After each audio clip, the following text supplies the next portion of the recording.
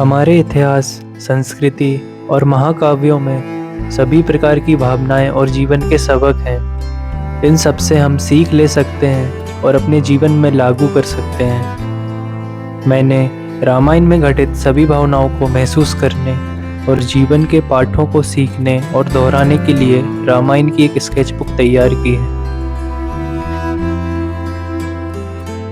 इस sketchbook series में मैंने रामायण में घटित भावनाओं और पाठों को चित्रित करने का प्रयास किया है। आशा है आपको ये पसंद आएगा।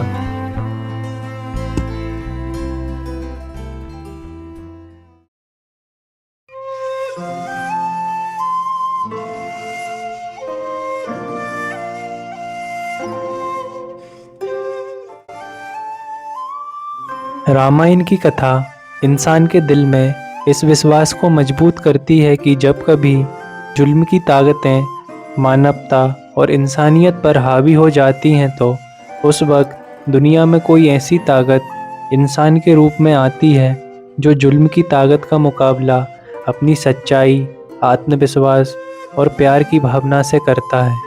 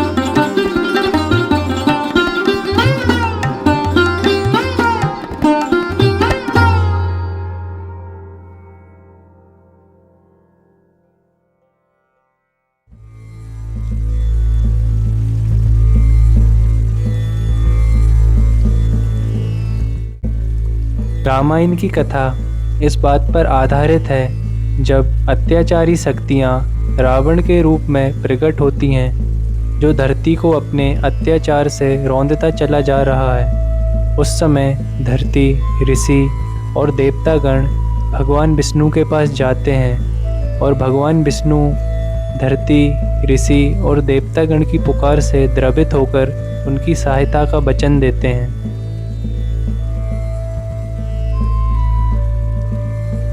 भगवान विष्णु कहते हैं पापी के पाप में उसके नाश का बीज छुपा होता है। जो रावण यह समझता है कि उससे बढ़कर कोई शक्ति नहीं है, उसका नाश भी उसी अहंकार में छुपा हुआ है।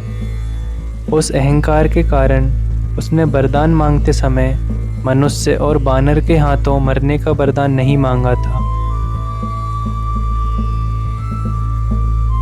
जिस मानव को वह कीड़े मकोड़ों की तरह तुच्छ समझता है, उसी सामान्य मानव के रूप में मैं अवतार लेकर उसका मान भंग करूंगा। हम अपनी कलाओं के सहित अयोध्या नरेश दशरथ के घर में जन्म लेंगे और असुरों के अत्याचारों से पृथ्वी की रक्षा करेंगे ताकि धरती पर जहाँ भी लोग सत्य और धर्म का साथ दें, वहाँ उन्हें एक ही विश्वास हो कि सत्य की ही जीत होती है। रामायण की कथा से एक इंसान के दिल में सच्चाई के रास्ते पर चलने की हिम्मत आती है, क्योंकि उसे पूरा विश्वास होता है कि अंत में सच्चाई की ही जीत होगी।